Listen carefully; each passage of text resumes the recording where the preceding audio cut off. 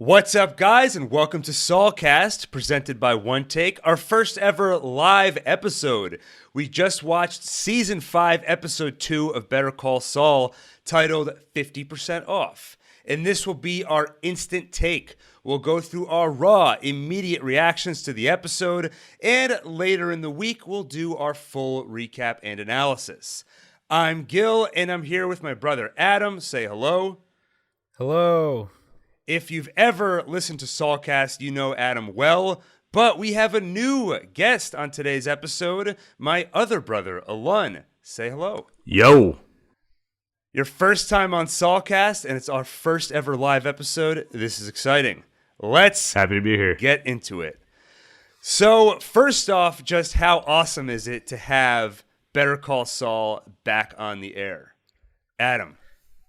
It feels like it never left. Like, you know how with some shows when it's gone for a while, you kind of have to recalibrate and adjust, or the tone seems off or different in some way, especially Right. like with Game of Thrones this last season. You can't not bring it up. I know. Well, I still think about it daily of how disappointing it was. But this was the opposite of that.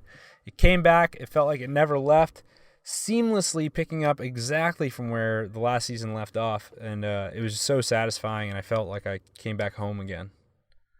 I'm very excited. It almost seems like the exact opposite of Game of Thrones, where each episode or each season they actually learn and get even better. Right? Yeah. Knowing Alun, I thought you were going to say, I disagree completely. I found this to be the most disappointing premiere ever. Yeah, this show. Adam, what did I text you while you were watching? When I started episode 1 before you did. So you texted me a huge spoiler. It said, spoiler, : the show is still really good. All right, well, let's run through some highlights of the episode. So the first one for me is the whole Nacho situation. Essentially, Lalo has ordered Nacho to become, or Gus has ordered Nacho to become friends with Lalo. And that's what I love about that is if he was being held hostage essentially by Gus and the orders were all kill this person, steal that thing, where it's basically some sort of a mindless task that he can just die inside and just go along with it, that's one thing. But this is a problem that he has to actually use his mind to solve. It reminds me of and it's tough to make friends and when you're older than 30, in adulthood. Yeah. And when you're but a humble podcaster. Like, yo, you remember this is live, right? They should just make a spin-off of Nacho trying to make friends because he's lonely. Maybe that's where he is because we've reflected on the fact that you don't see Nacho in Breaking Bad. Mm-hmm. He's off making friends. Yeah, he's on Bumble BFF. Yeah. But how scared would you be if someone said you have to try to become friends with Lalo? Like when they were playing poker, I was just thinking that is the place I would least want to be in the whole world. I know. And he made an attempt, right, at poker. He was like, "Yeah, we're doing really well on this street, right?" Yeah. He's like, "Get back to the game, Nacho." Okay. He's like, "Don't talk during my hand." I was wondering, Adam, you're one of the most scheming people I know. If you had to pull this off, what would your approach be? Ooh. I might try to make it look. I might try to poison him or cause some kind of allergic reaction that looks completely innocent, and then be the one to save him. So you have to give him CPR. Yeah, mouth to mouth. Nothing. Basically, any excuse to kiss him. Yeah, exactly. So later in the episode, when the opportunity presents itself, where the cops are about to raid their stash house and find all the drugs, and then Nacho runs in to basically impress Lalo, it felt a little convenient to me that opportunity presented itself. But on the other hand, that scene was executed so incredibly well. And we've never really seen Lalo caught off guard before. He's always in control. He's always the crazy one. And when he sees Nacho run out of the car, he's like, no. he's gonna get caught. This guy's crazy, right? Yeah, yeah. How great was that scene? And he thought it was funny. He's like, oh, he's gonna get killed. Yeah. And it felt that was awesome. Yeah, one of the highlights of the episode. The way Alun put it, he was like, "Oh yeah," and then Nacho doing parkour. Hey, wait. Speaking of Alun, I have a question. Yeah. Do you think you could do that? Absolutely. Yes. Okay. Because Alun's always I talking about how haven't he could win Ninja Warrior. And it just seems like right up his alley. I haven't actually really done anything athletic like that in years, but I'm still convinced I'd have no problem. That's the mindset you need to have going into it. Exactly. We all need to have a little bit of a Lunt's confidence. But you know why I think this was extra appealing to Lalo? Remember last season, one of the most... you know what I'm talking about? Yeah. When he goes into that like car rental place or something, and he sneaks through the ceiling. Yeah, so we know Lalo's a big fan of people that are able to get to high places and jump and stuff very quickly. He's a big Assassin's Creed fan. The other thing I'll say is it did feel, like I said, a little convenient that Nacho needs a way to impress Lalo, and then this opportunity presents itself. But that's actually how the real world works. That's why affirmations work, because you have to put a different filter on the world. And Nacho has put the I need to be friends with Lalo filter on the world. So now he's on the lookout for any opportunity that presents itself. So it seems coincidental that this opportunity popped up, but the point is some opportunity would have come up eventually. And Gus knows that. Yeah, I was thinking about that. Every episode something goes wrong somewhere.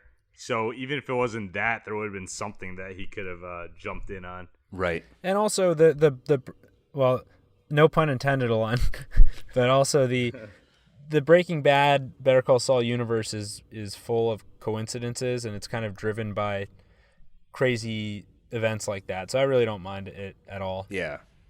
And actually, on that point, this is just an observation I made during the episode. Just speaking of this kind of meta element to the show kind of creeping in, one of the things that always worried me before Better Call Saul premiered, obviously something I haven't worried about in years now, but it's a prequel. So there's a lot of characters on this show where we know where they end up. When they were introducing Gus to the show, I was like, I don't care. I know everything that happens with Gus. But it's kind of interesting to see him pressuring Nacho. Nacho's a character, we don't know what's going to happen with him. And now he's up against the villain of Gus, where we know for a fact he cannot defeat Gus, or at least he can't kill him. And it almost gives Gus this supernatural air to him, where he's this immortal, undefeatable foe, this inevitable thing. Nothing can stop him. And that just makes him extra scary, because we don't want anything bad to happen to Nacho. And that also just goes to show, we respect the fact that Walter White in Breaking Bad is very intelligent, but he also comes across like super impulsive and sometimes like straight up like an oaf at times. And yet he got down Gus, and there's not a single other person on this show who we think would be capable of that. Yeah, that's true. Respect to Walter White. Yeah, may he rest in peace. Spoilers. And then kind of a small scene, but I think an important one where some seeds were getting planted, but Lalo visiting Hector. First off, just hilarious to watch him spiking that drink. Yeah. Love that. But the important part of the scene, I think, is when he realizes with Hector's help that Gus is unstoppable right now. He's protected because he's bringing money to the cartel. And then the scene kind of ends with that realization. So I think this is setting up that Lalo is going to make some move against Gus. Lalo was very shocked to learn that the cartel cares about money. That's true. I was like, Gus is protected because he keeps bringing them money in, and they like him for that. Money? What? Yeah. What do they do with that stuff? Yeah. So I don't know. I don't have any specific predictions. I mean, Alon, Adam, any thoughts on what Lalo might do? I don't know, but no, go ahead. I was just gonna say I have a feeling it'll end badly for Lalo, considering we know Gus is good and dandy later on. Yeah, Lalo is pretty smart and a very amusing villain, but he's proven himself to be so unstable. And the advantage that Gus has is that he's so patient and even keeled. Yeah, exactly. And I agree with Alon that I don't know how soon it's going to happen, but I have a feeling this may be the beginning of what ultimately puts an end to Lalo.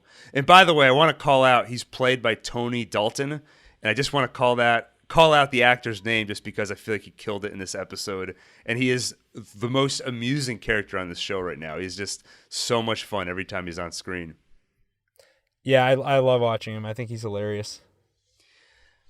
So a lot of fun in this episode. That's one of the notes I wrote down, is that I almost forgot how hilarious this show is. But also extreme moments of darkness. And maybe the most heartbreaking moment in this episode to me, Mike yelling at his granddaughter. So what do you think they're trying to tell us in this scene? I think the guilt that Mike has over everything that happened with his son and his untimely death years ago, I think that's always in the background for Mike, but I think it's very present right now given his guilt over killing Werner.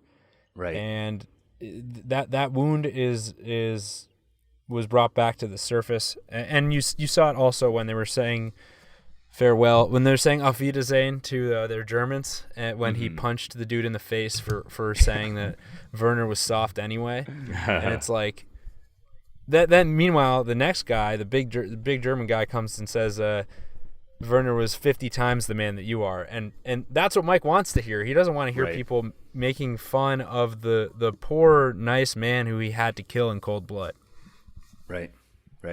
And they made the scene hurt extra because they had all that buildup of Mike just having just great father or granddaughter bonding time.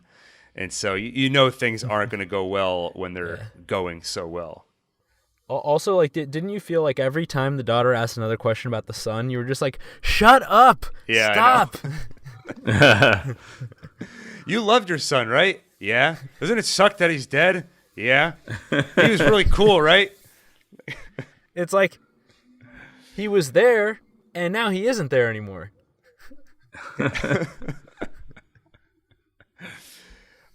Jimmy as Saul. We just had great Saul Goodman, just him constantly on his Bluetooth. And I love that Kim asked him the question that I was wondering, which is how the heck he must have a great memory to be able to just jump from one conversation to the other and manage all these different clients. And when Kim asks him how he does it, he just says, "I have a system." Which I love. He's at his best when he's spinning a bunch of plates all at once and they're all threatening to collapse on him. Yeah.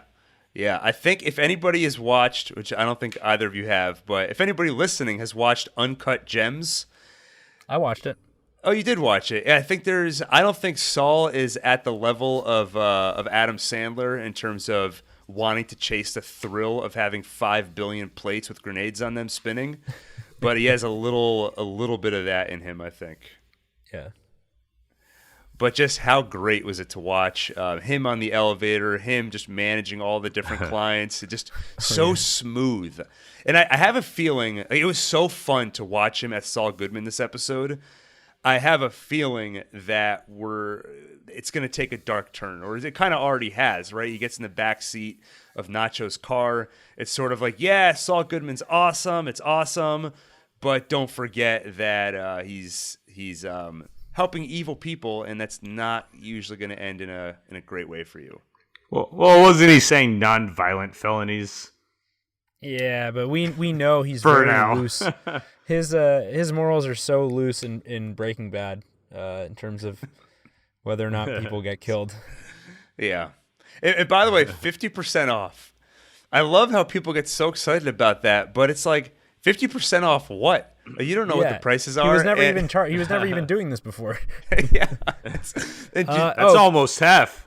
Here's a we should get a status update on what do we think Saul meant when early in Breaking Bad, I think maybe season 2, when Jesse and Walt kidnap him and make him be their lawyer. And he thinks someone kidnapped him and is planning to kill him. And he says, "Did Lalo send you?" Or no, he goes, "It wasn't me, it was Lalo." Do you think we're going to find that out pretty soon? Because he's starting to get roped into this Nacho situation. Oh, yeah. I mean, I would not be shocked if... I mean, in one way or another, this has to lead to that, right? I mean, this brought Nacho and Lalo into his life. It may not be this specific event, but this is probably one link in the chain that gets you there. Paths are getting closer. Did he mention Ignacio at one point too? I thought. Oh, he says it was. Did Lalo send you? It wasn't me. It was Ignacio. Something like that. Yeah. Okay. Oh, so maybe Saul somehow works with Nacho to move against Lalo, and he'll think that Lalo's after him. Well, we've never been able to predict anything so far, so I don't expect that to change today. But we're honing in on whatever it is that connects them all.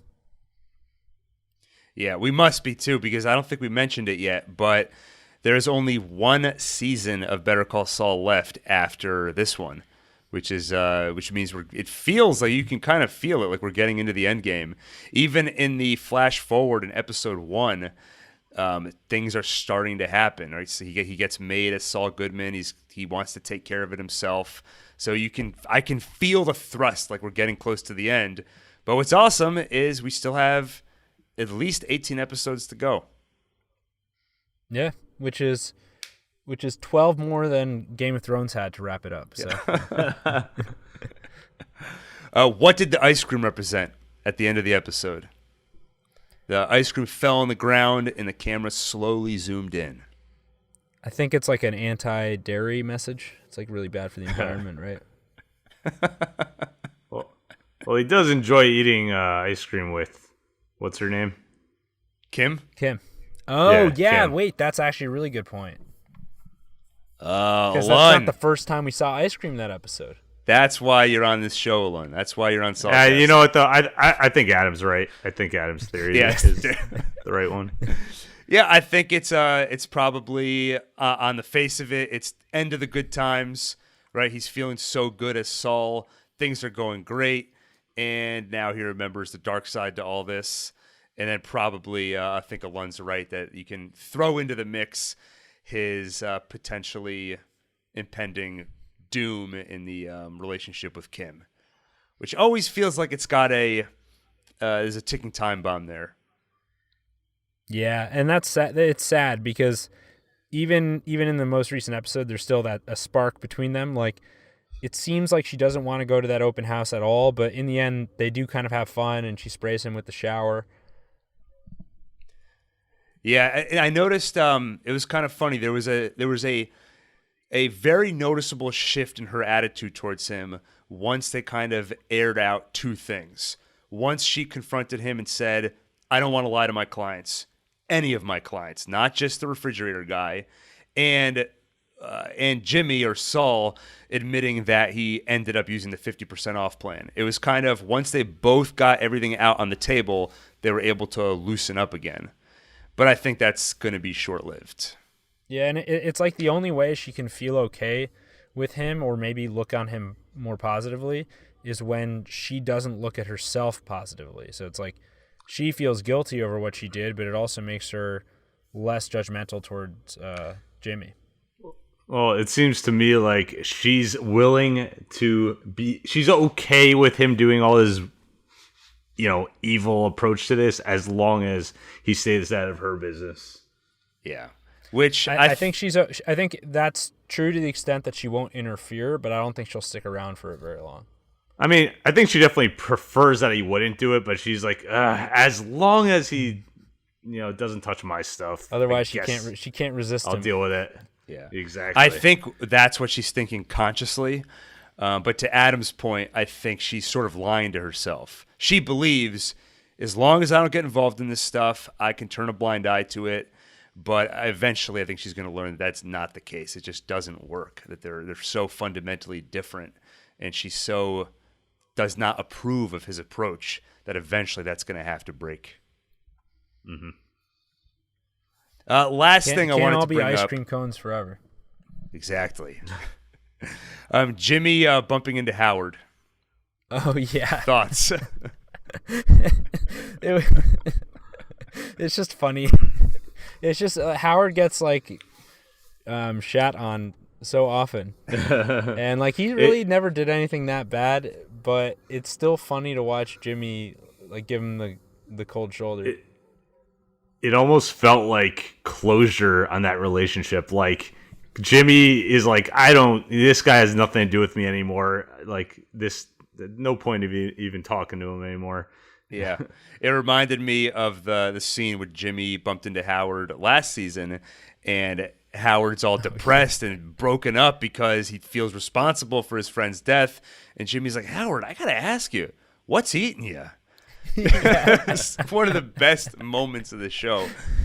And it's also, I think last season, Adam, you and I kept talking about how there's a reckoning coming.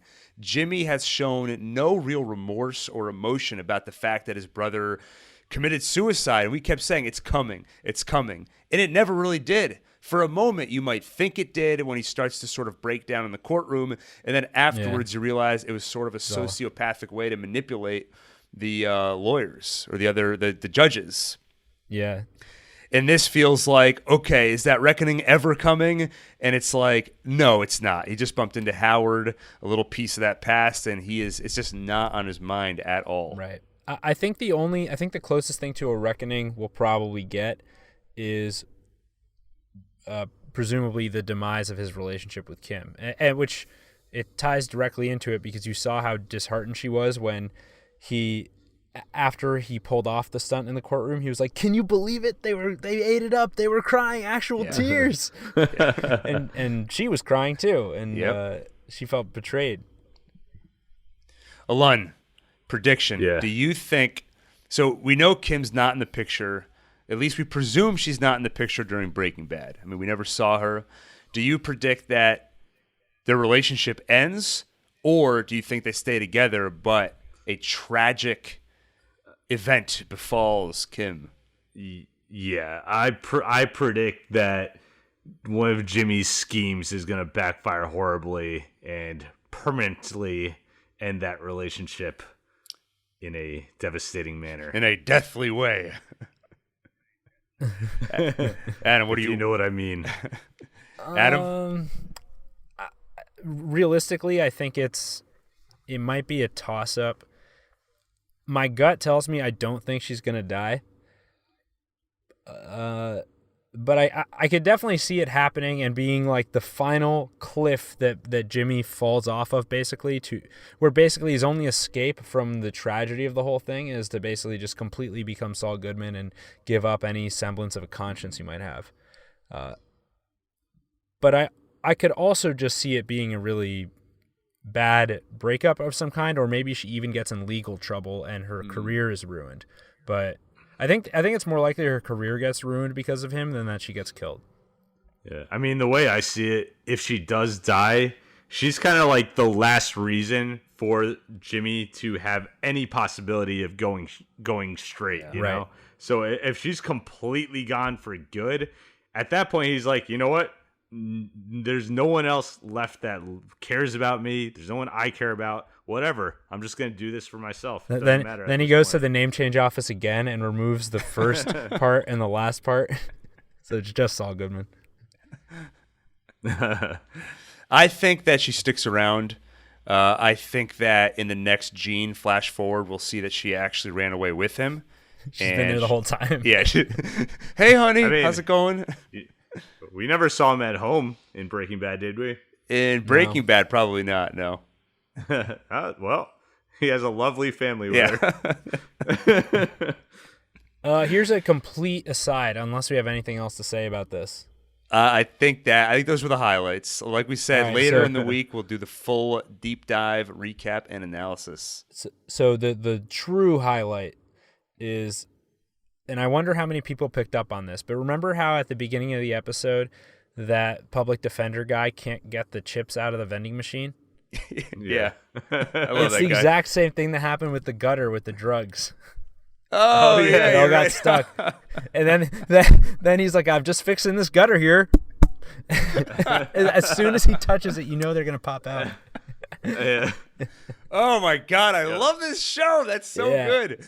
And also, great you connection. know, if astute viewers will remember that Crazy 8 turned out to be a police informant in Breaking Bad. So you know he's going to turn.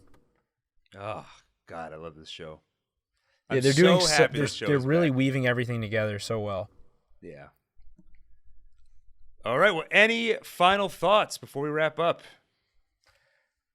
I'm so glad it's back. Like, I missed it, but after a certain point, it's like a protective mechanism to just try not to think about the show too much because you have to pass the time.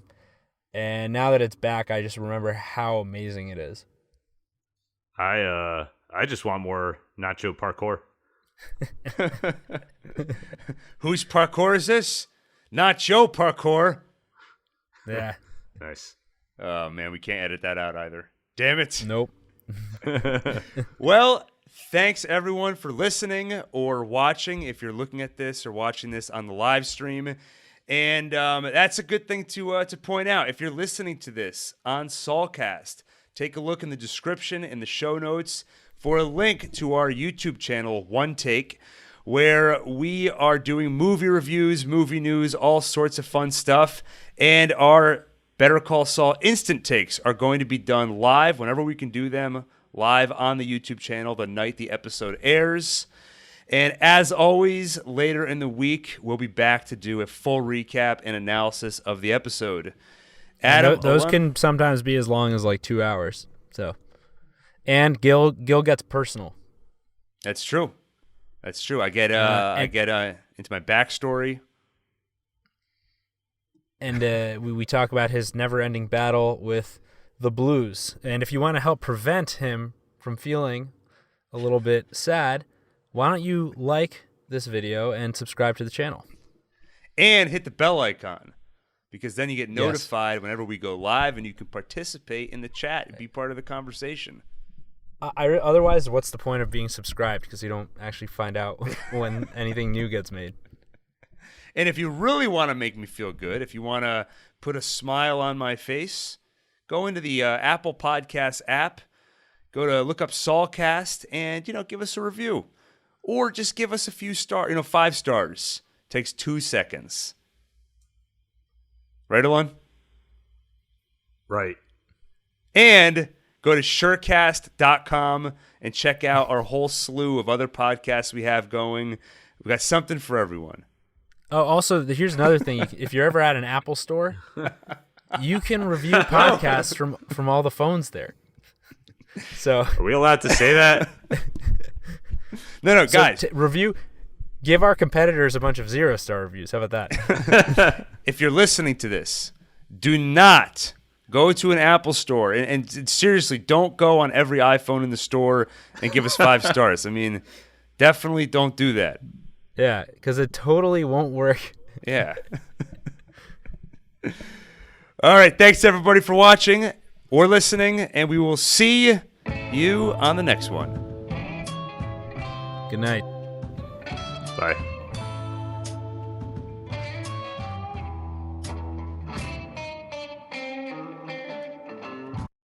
I like Mike,